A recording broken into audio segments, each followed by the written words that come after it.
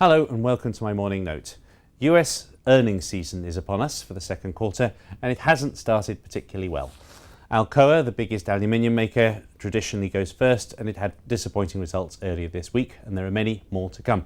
But it wouldn't be surprising if this is in general a downbeat earnings quarter because companies have been guiding down on their earnings very heavily over the last few weeks. In fact, the ratio of negative pre-announcements to positive pre-announcements is the worst it's been since the third quarter of 2001, which was, of course, the quarter of the 9/11 terrorist attacks. But is this necessarily very bad news for stocks? Could it be that that some poor earnings are already reflected in share prices? That's what I'd like to discuss with my guest today. Joining me from New York, he's the Chief US Equity Strategist at Citi, Tobias Levkovich. Tobias, thanks very much for joining me today.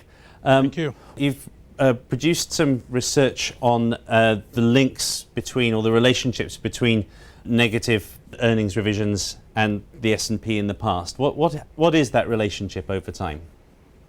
Well, what we do is we look at what our analysts doing on their earnings estimates for the current quarter, next year, et cetera, and we look at the percentage of upward revisions relative to downward revisions. So right now, you've got less than 30% upward revisions, or another way of saying that, over 70% downward revisions. That's a very low point unless you're chock right in the middle of a recession, which we're not at the moment.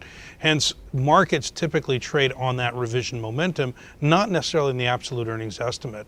And as a result, we would expect to see some improvement from here, which would boost markets. Okay, and we will probably have seen the main downward movement in the markets when those revisions were being made, rather than when we finally get whatever the bad news turns out to be from the companies themselves.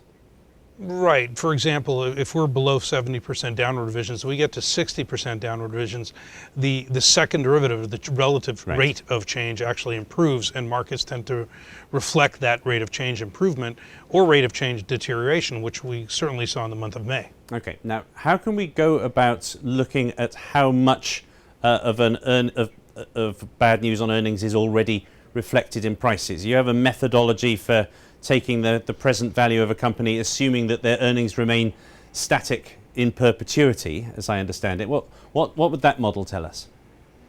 Well, what we do is we take the S&P 500 collective earnings and say, let's hold that flat forever. In other words, we will never grow earnings again.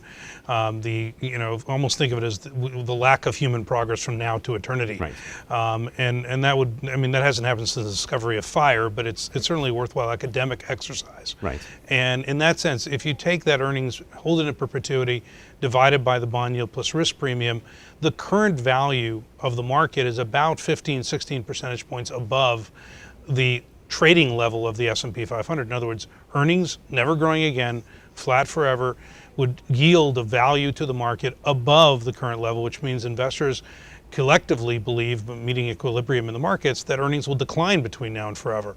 And historically, when we've been at those kind of levels, markets go up, they don't go down. In other words, in the present value of that non-growth phenomena is over 100%. 94% of the time, the market is higher 12 months later. Okay. That's also a very encouraging sign. Let me give you two other historical patterns that people sometimes find to be concerning. One is that margins tend to be mean reverting, and there are various ways you can look at it, but certainly on many ways margins look historically very high at present. Another is that there's a growing popularity, thanks to Robert Shiller and people like that, of looking at cyclical price earnings ratios, and on that basis the market may not be bubble expensive, but it's certainly not very cheap either. Are those valid points, or do you think they're being overdone by the market bears?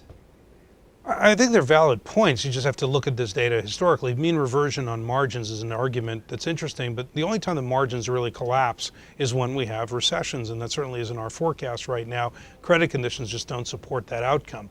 Number two, with regards to the Shiller method, or normalized earnings, cyclically adjusted earnings metrics, when we look at a normalized PE on 10-year rolling average earnings and we measure it against a normalized bond yield using the 5-year forward contract, we're sitting 2 to 3 standard deviations below average. That gets you about a 98% probability of markets being up 12 months later and about a 96% probability of markets being up 6 months later. So I'm willing to concede those points, but you got to normalize a lot of things, and you have to make the assessment, are we going into a recession in the US or not? Most of our indicators say we're not. Okay, Tobias, thank you very much indeed. Providing you trust politicians to keep us out of a recession, and not necessarily the case that you do trust them, providing you trust the politicians to keep us out of a recession, markets don't look so expensive at the moment.